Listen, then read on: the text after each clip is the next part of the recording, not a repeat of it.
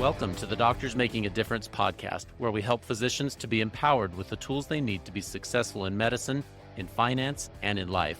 Join us as we highlight doctors and other professionals around the world who are making a difference.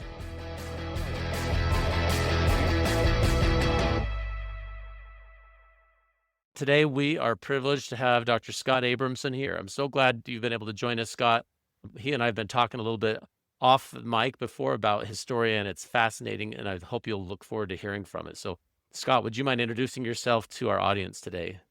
Sure thing. And thank you for having me, Peter. My name is Scott Abramson.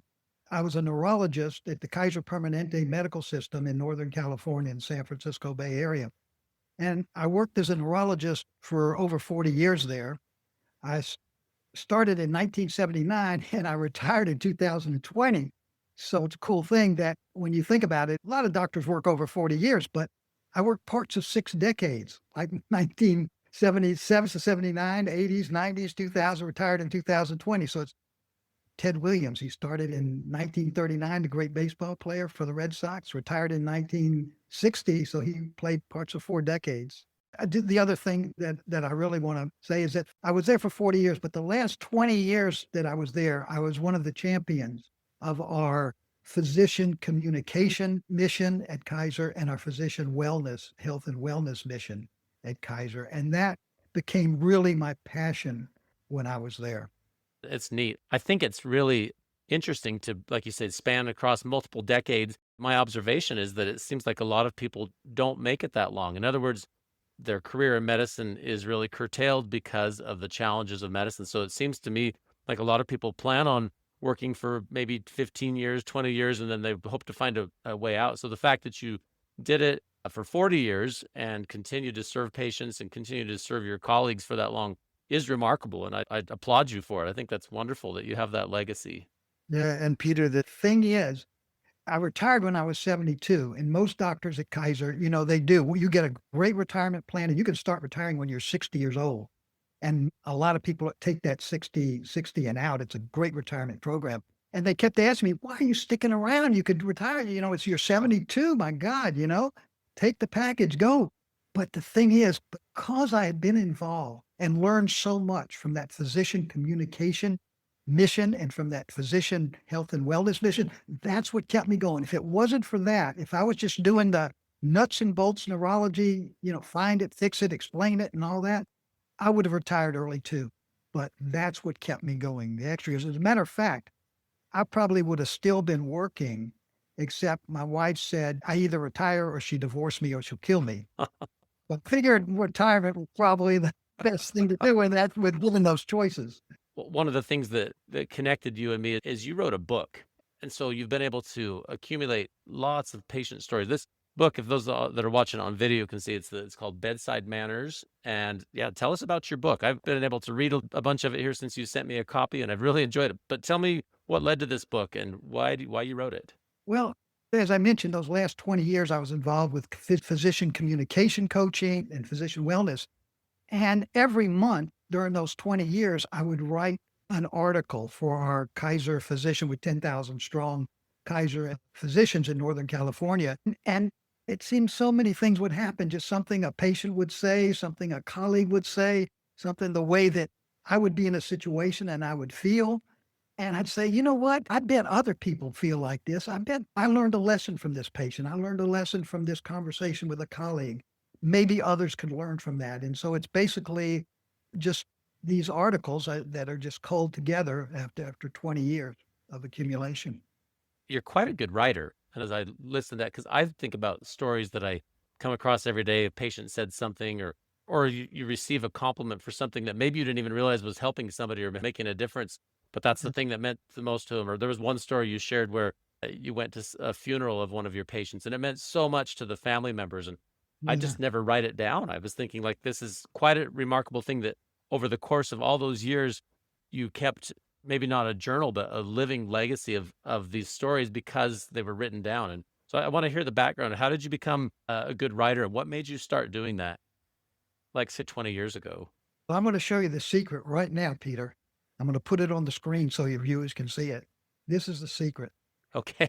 I carry this around with me. I put it by my bedside at night. I'll wake up at 2 in the morning. And if a thought comes to me, maybe something that happened that day in the clinic, 2 in the morning, I'll wake up and I'll write it down Yeah, here. so I gotta tell the most people are probably hearing this on a podcast. So it's a Well, little spiral bound 60 sheet pocket sized notebook. And yeah, so you kept that with you. And so whenever a thought or idea would come to your mind, instead of saying, well, I'll write that down somewhere down the road, you just grabbed your pencil or pen and wrote some notes on it right then and there. exactly. And cause at 2 in the morning, and you say, "Oh, I'll go to bed. I'll wake up. I'll remember." You're not going to remember it. You're going to, I knew there was something at night. The other thing is my process is not really being a writer. I do work at the writing because I have to try to make it as literate as I can, but I'm not a natural good writer at all. I've never been. But the way my writing process worked is telling a story verbally. So something would happen and I'd tell someone, I'd come home and tell my wife or something. I'd tell the story and then I'd tell the story a few times. And by the time I got the story, then I would write it down. So it was really a process verbally that then got transferred into paper. Yeah. And then the more you did it, I'm assuming you got better at it. But it was the Yeah. stories are really good. And the book, like I say, encourage people to pick it up. It's Bedside Manners for Physicians and Everybody Else by Scott Abramson. And Yeah. the interesting part about the stories is they're not like 10 or 15 page stories. They're 1 or 2 pages. They're little snippets and Yeah. just an insight into a life of a physician and your interactions with patients over decades. Yeah. Exactly. Yeah. Go back a little bit to the Scott Abramson in the early career years. Did you write stuff back then, or what's your background? Did you have any kind of writing background in your undergraduate years or anything like that? No, I didn't. No, not at all. Never wrote anything. What led you to neurology? Again, you started off years ago in medical school and decided to become a neurologist. I'm interested in your story of how you became that. Just to back up, the neurology part was, I don't know, sort of serendipitous. I actually, after medical school, I did 1 year of psychiatry. I thought I was going to be a psychiatrist, but I was really, realized I was too screwed up for that. Oh dear. So I thought I'd better do something more concrete. And I went through the neurology residency there and a neurology month of rotation. And I had some good mentors. And that's what drove me. When I hear people, on your podcast and other podcasts, and the question is, why do they go into medicine? And I'm really in awe of these people because gosh, I love science. Ever since I was 5 years old, I got a doctor's kit. I couldn't wait to put a real doctor's kit on. And I love physics and I hated all that stuff. Oh really? Yeah. So I was never that good at all those sciences. I like things like history and I like reading and stuff like that. So I was never like a natural scientist or that part never appealed to me. I guess when I think about why I went into medicine, I think of this. One thing is my father was a traveling salesman, sold Mm. vacuum cleaners. And then always would tell me, don't beat your brains out like me. Get an education, have a profession, be a lawyer, be a doctor. And of course, growing up Jewish, that is the sort of the big thing to be in the medical profession. That was Uh-huh. very prestigious kind of thing. As a matter of fact, I remember once we had this physician wellness kind of workshop, and they asked everybody to draw a picture about why they went into medicine. So I found myself just drawing this picture. And here was the picture. It was this picture of this big guy, this big rough guy with a football helmet on, and his name was Biff. And then there was this beautiful blonde woman, and I was in between them, this kind of a scrawny, spaghetti arm kind of guy. And the bubble thing from this beautiful girl named Joanne, she's saying, "Yes, Biff, you are big and strong, but Scott is going to be a doctor." A lot of people maybe being nerdish in a way and so forth, that this was a avenue for prestige and feeling important. Although, okay, I still had visions of saving the planet and healing humanity and all that. But so it was a combination of those things. That's what got me into medicine. Well, it is interesting as I talk to people all over the place. Everybody has a little bit different story, but once you get into it and you realize that you're serving patients and you're helping them, most people, at least at some point in their core, want to help people. They want to make that difference for a person. They want to help like you said, save the world or make this tremendous change. And thinking about your career is quite interesting. Like you said, you spanned several decades, and neurology has just changed leaps and bounds during that time. I think of that whole idea of anything to do with our brains, anything with neurocognitive sciences. There's still so much to learn, but over the course of your career, I'm sure you've been able to see like breakthroughs and forward leaps that you would have never envisioned at the beginning of your career. Yeah, that's true. I mean, the MRI scan has revealed so much and all the technology and so forth. But I'll tell you, the reason why I really loved neurology was not because of all the technological advances, but because it seemed to me that you could still make a difference in the exam room before you got all the tests. Because so much of neurology, I think, depends on getting a history, understanding people, and also your physical examination, because that tells you where to order the MRI scan and so forth. So much of neurology still, in spite of all the technological advances, maybe AI is going to change stuff, but it's that one-on-one patient doctor interaction that still makes things, so impactful.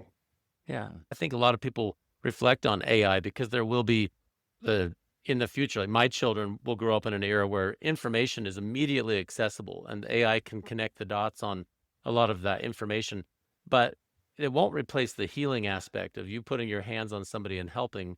The second piece of it, it really is that exam finding. The neurologists, in my experience, do the best physical exams, like so detailed, so thorough.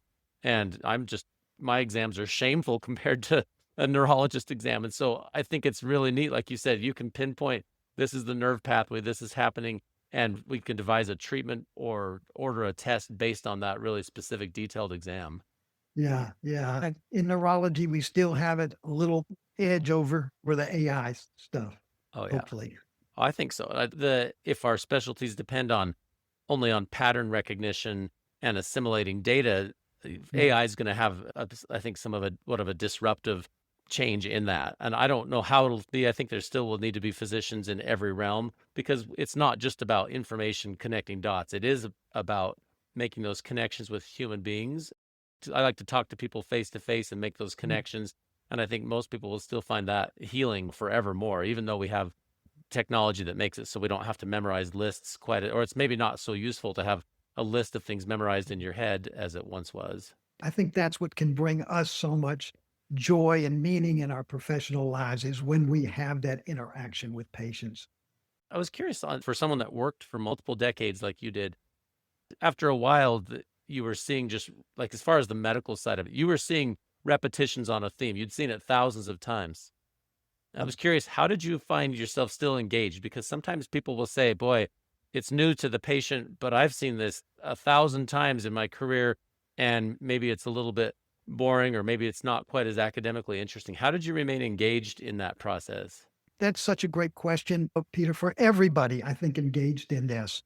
If I hadn't taken this communication mission and I would have been stuck in the, okay, find it, fix it, explain it type of mode. If I could boil down our communication mission that we had, if I could boil it down to one word, that it would be a very simple word and you would never guess it. The word is the. Hmm. That's what makes the difference in communication. And I explain what I mean. Traditionally, we go in and we see a patient, and what's in our mind is, what's the matter? What's the matter? Where are you hurting? How long has it been hurting? Which, is it on Thursdays, Tuesdays?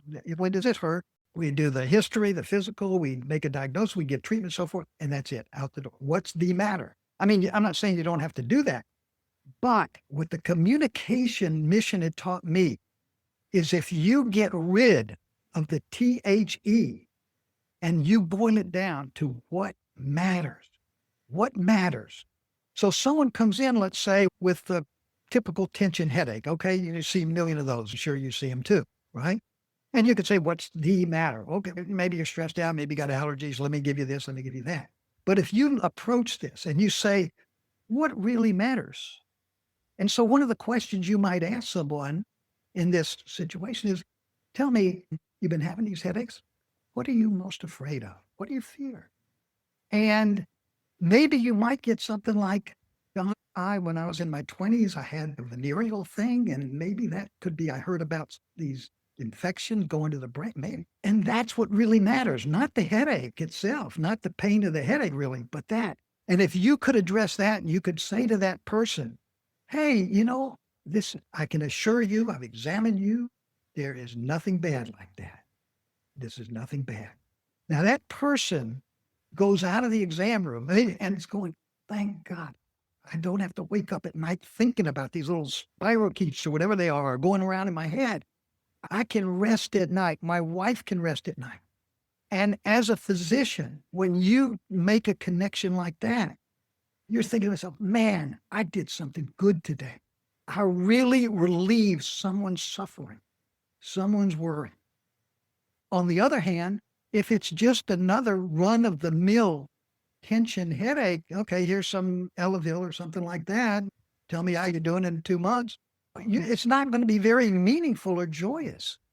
So that one word, if you can get rid of that one word and focus on what matters to people, that can bring so much joy and meaning into your professional life. And that is how, those run-of-the-mill backaches and headaches, and tingling all over and gurgles here and there, that's how it remains meaningful.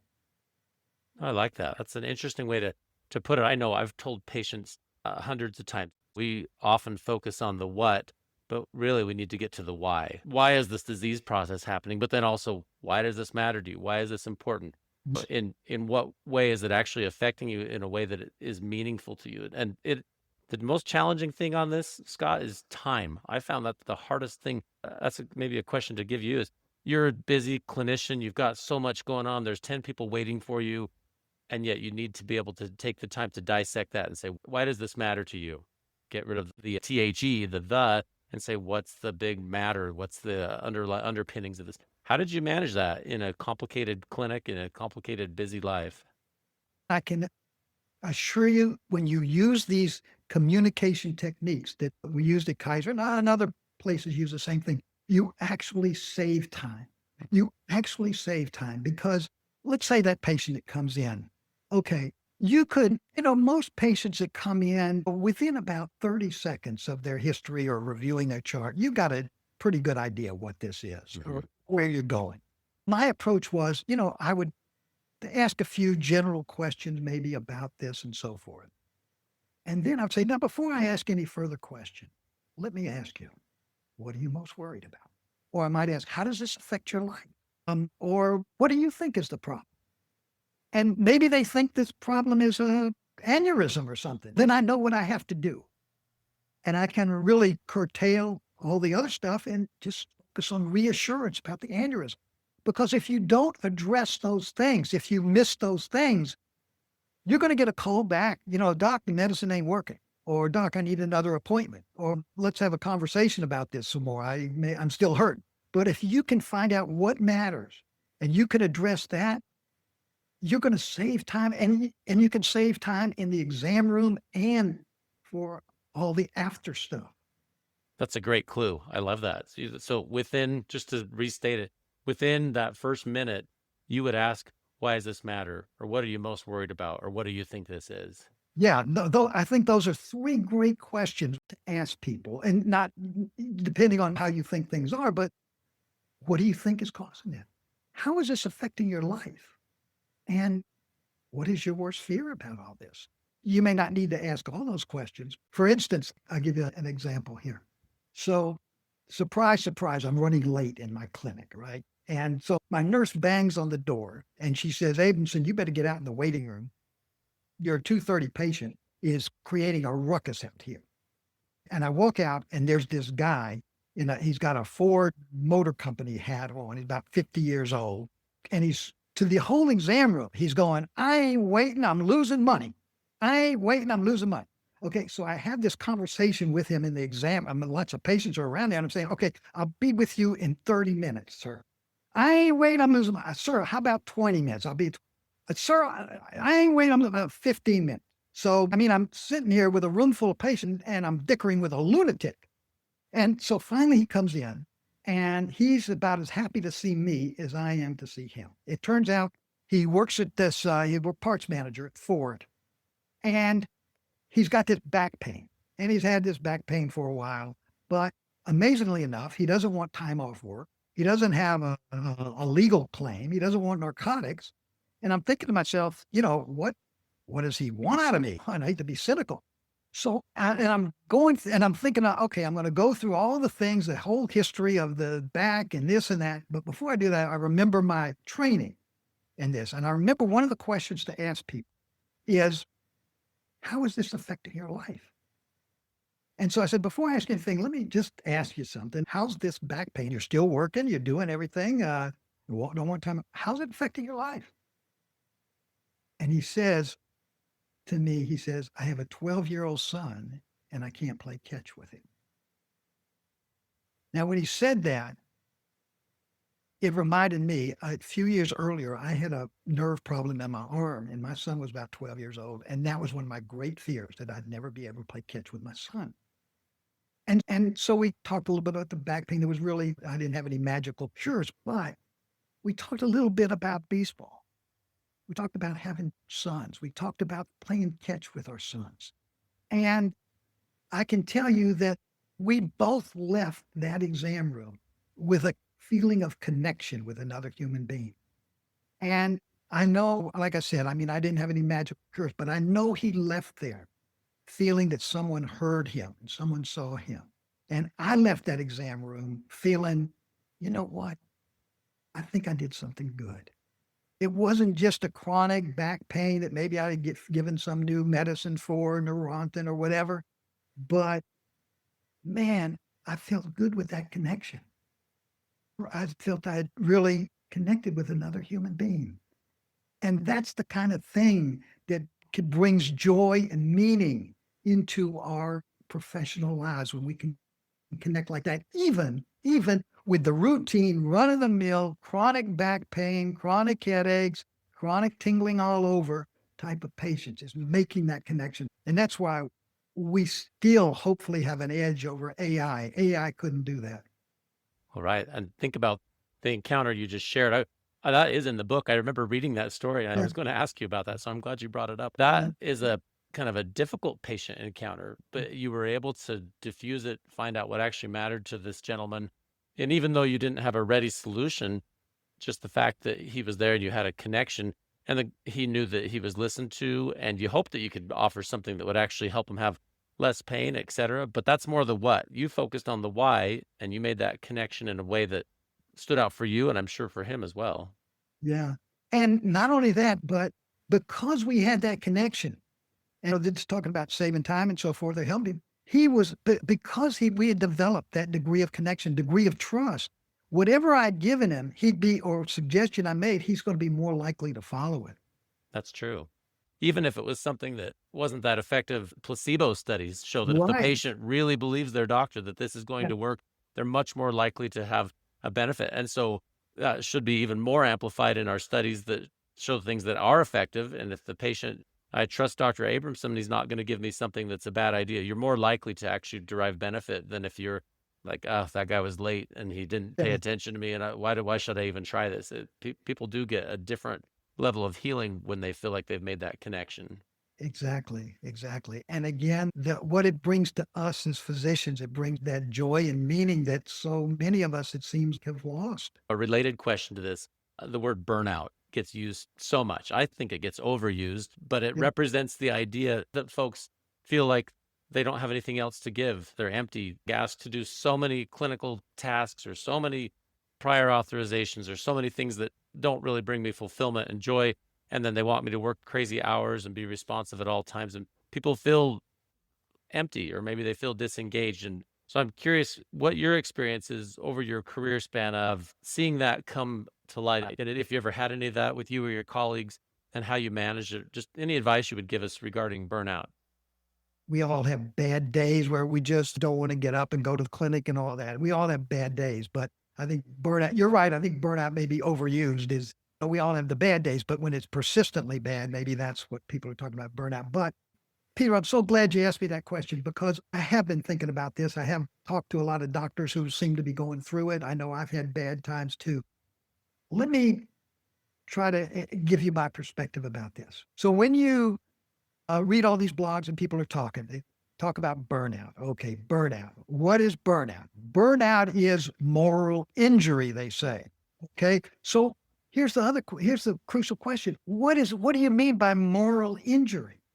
What do you mean by moral injury? And I would submit to you that what moral injury means is that our behavior, our actions as physicians don't match our values. We have these gray ideals. We're going to save the world. If you look on Kaiser, we have a homepage that tells your philosophy of medicine. It says, I trained here. I believe in excellent patient care. I believe in compassionate medical care. I believe in treating everyone as family. Those are our values. And I believe that burnout is based on two myths that tell us that we can't, that this explains why our behavior, our actions as physicians don't match our values. The first is we have this idea in our heads, I do it right.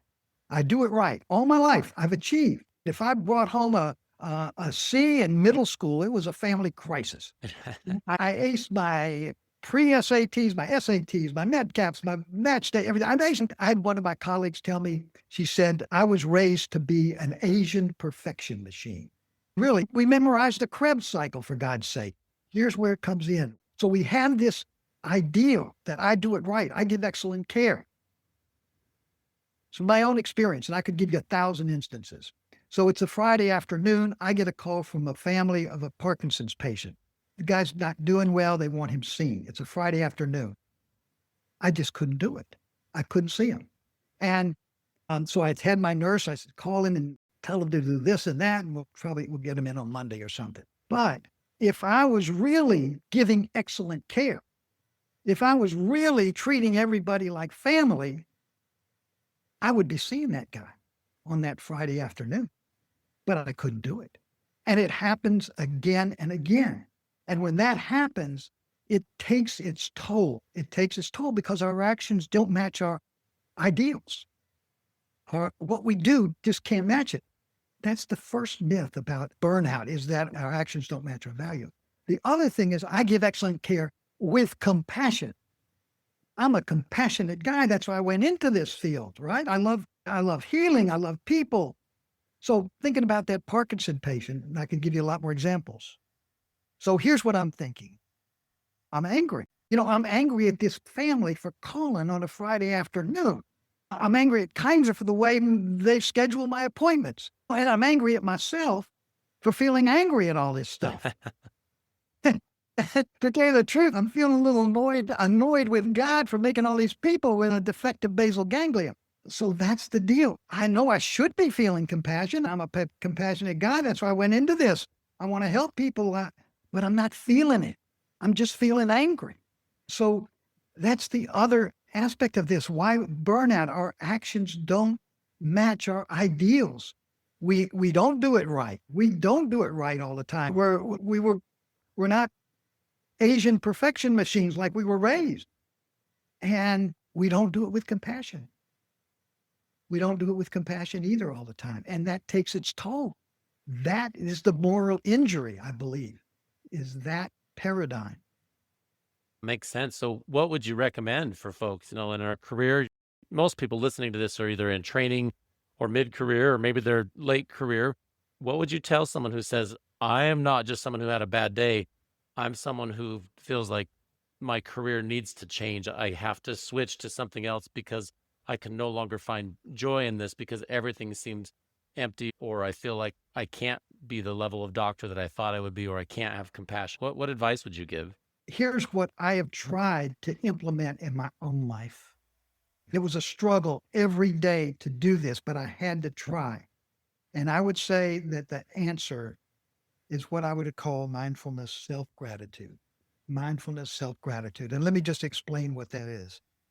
And I think I wrote some of the stories in the book that sort of emphasize this. I'm not afraid of flying, but whenever I'm on an airplane, I always have a reasonable appreciation of being in a 30,000 feet up in the air and what could go wrong. And that's why whenever the plane lands safely, I always thank the pilot because at that moment, he's my hero. But to the pilot, my sort of run of the mill routine thank yous are probably nothing special. He probably gets 1,000 of those every day. They don't mean anything to him. So if you apply that to us as physicians and healers, we land people safely all the time. Runny noses, GI upset, skin rashes. We land, and when they give us their routine thank yous, we probably think it's nothing special. But if we did think it was something special, if we took those thank yous to heart and realized that we really were helping people, that's what I'm talking about, is being mindful of the gratitude that people show. Let me give you another example. And this happened maybe 35 years ago, or even longer, maybe maybe even 40 years ago. Okay. So one Sunday night, I'm shaving. I usually shave at night. And I noticed this mole-like thing on my face. And I had this instant recognition that this was malignant melanoma. I just knew it. And so that night, I walked up and down the shoreline where we lived all night long. And I was thinking that night, what am I going to do in the last 6 months of my life? Who's going to play catch with my son? Who's going to come to my funeral? What are they going to say? And I'm thinking about all this stuff. So the next day I make an appointment, a routine appointment to see the dermatologist on call, and I'm going to get my diagnosis is going to be confirmed. So the dermatologist was a guy named Dr. Gary Deck, and he was on call. He's seen all the walk-ins. Comes to me, looks at this mole-like things, takes a scalpel out of his thing, takes the scalpel to the mole, and he says to me, "Just a blood blister. Take care, buddy." Now, at that moment, I felt such gratitude for Dr. Gary Deck. He had given me my life back. I wanted to fall to my knees and kiss the hem of his Kaiser issue lab coat. But I wonder, what was this like for Dr. Gary Deck? Did he get satisfaction from this? Did he feel like a hero? Did he feel like he did something special? I don't think he did. It was just bust a blood blister on some neurotic colleague and off to the next patient. But what if he did? What if he did know how I was feeling and know what he did for my life? The thing is, he deserved to feel like a hero because he was one to me. And all of us healers and physicians, we are the real life heroes to so many people. We're like Superman and Batman. We're the real life heroes. Don't we deserve to honor ourselves as real life heroes for doing all this stuff, for popping blisters, for helping skin rashes, allowing people to sleep at night? We deserve to feel like heroes, but we don't think it's anything special. But what if we did? Wouldn't that bring joy and meaning back into our professional lives? Wouldn't that be one way we could match our values to our behavior, just with the mindfulness that we have done something good just in these routine, ordinary, mundane, run-of-the-mill, blister-popping stuff? So it's like the idea that you intentionally, mindfully think about gratitude, both gratitude you give and gratitude that you receive, whether it seems like it's run-of-the-mill or not. Yes, being aware just of those everyday things that we do and realizing that we are making a difference in someone's life and feeling and knowing that and incorporating that gratitude into our mindfulness. If we can do that, because you're seeing one patient after another, chronic back pain, chronic ear pain, chronic this, chronic that, it's run-of-the-mill stuff. But how often do we actually feel gratitude? I mean, feel that we're doing something special. There's another story in there. There's a colleague of mine who's one of these really go-getter types. He's 54 years old. He jogs like about 6 miles every day, truckloads of alfalfa sprouts and everything. And so one day he blows out his knee. He was devastated, but he realized, that these sort of things happen and, things could have been worse. But because now it meant that he was now vulnerable and his body was vulnerable. It's devastating for him. But being the type of guy he was, he's going to go through surgery. They do the surgery. Everything came out fine. And he is going to come back bigger and stronger and better than ever. So the time comes when post-operative and so forth, and he goes, and it's his first day of physical therapy. He can't wait to start physical therapy. It's 7. First thing in the morning, he's sitting in the waiting room. The physical therapist comes out and he has a clipboard, and he looks at the clipboard. He looks at the guy, and the physical therapist says, "So you're my 7:30 patient." The guy says, "No, I am not your 7:30 patient.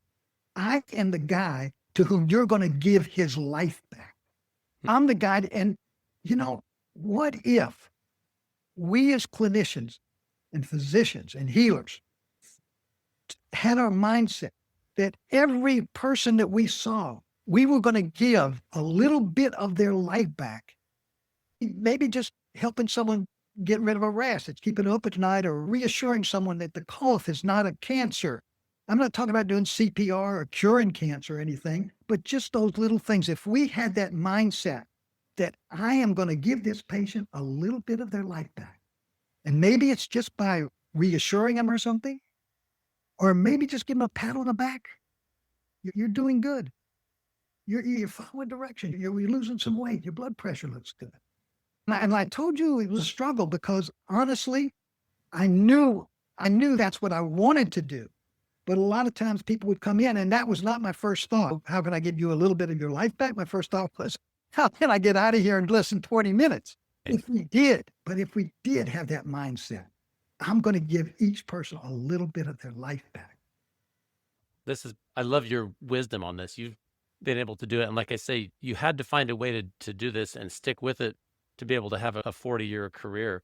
I don't know if every listener will have a 40-year career, but a lot of folks, I think, can take lessons from this, Scott. The idea that you are intentionally grateful and that you see yourself in this role of healer and look for opportunities to give back and connect with the person. And in that quick connection, my own experience as a patient and a doctor, those doctor visits, those surgeries, those interactions, everything did hinge on that 100%. When I still go to my doctor's visits, my wife always wants to know, how did it go? Because everything kind of hinges on how's that going. And I think that's really for all of us. When you are in that position many times a day, you can find interactions and look for those moments of gratitude. So I appreciate you sharing that. I know our time is winding up, but are there any final thoughts you would want to leave with our audience? I just want to get back to that theme. I know when people were writing about burnout and all this stuff, that it's the EMR, it's your administration, it's all this. You got to change all your scheduling, all that. And that may be true. And if you can do that, great. But it's the change of thinking in terms of all the things that come in, and being mindfully self-grateful about what you've done. That's what really matters. There's a story in the Hebrew Bible, and a rabbi is talking to his students. And he asked them, where does God dwell? So one of the students says, God dwells in heaven. Another student says, no, we're only humans. We can't possibly know where God dwells. The rabbi says, no, you're both wrong. God dwells wherever we choose to let God in. And I think it's the same thing with this mindfulness about seeing patients. Where does the joy and meaning come in medicine? It comes wherever we choose to let joy and meaning, self-gratitude come into our professional lives. Do you remember the song by Kenny Rogers? Kenny Rogers, the singer? Yeah. Yeah, it's Kenny Rogers, and he had a song called The Gambler. Uh-huh. Okay. So there's a line in that song. It says, every gambler knows the secret to surviving is knowing what to throw away and knowing what to keep.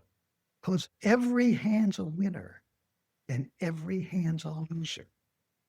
And I think that defines us in our approach to this. If we take that hand, that chronic patient comes in with chronic back pain, chronic headache, you could play it as a losing hand. Oh gosh, just another patient, God, I'm behind. What do I give another Elavil, Neurontin, whatever. You could play it as a losing hand, or you could play it a winning hand. What matters to this patient? How can I connect with this patient? How can I give them a little bit of their life back? So if we have that mindset, and it's up to us, it's our choice. Peter, if I could just say one more thing about this.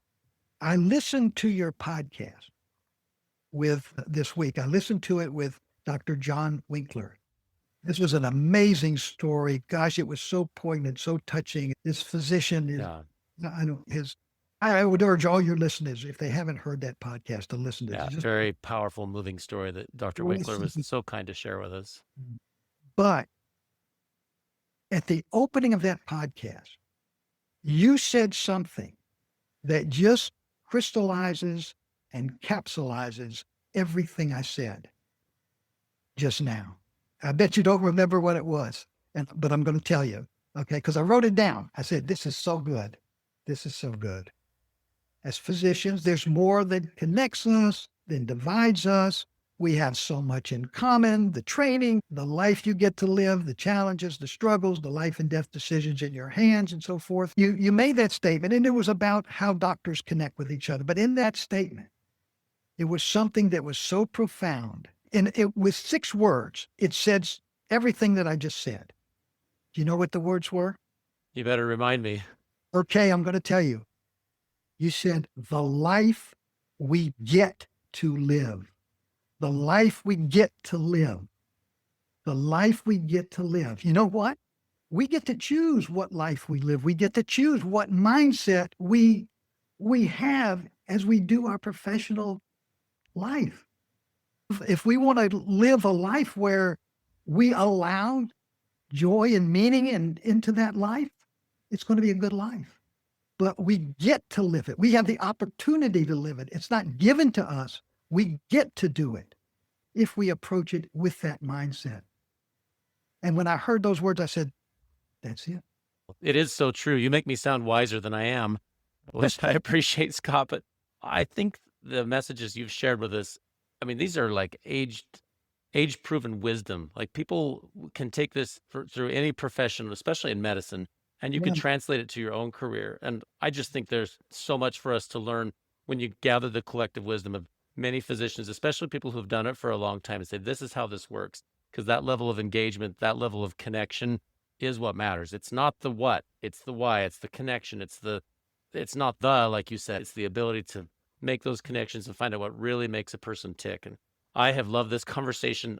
Thank you so much for taking time to do it. I encourage everybody to check out the book. I've hold it up here again, The Bedside Manners for Physicians and Everyone Else by Dr. Scott Abramson. Inspirational book and inspirational interview. Thank you again so much for taking the time to do it.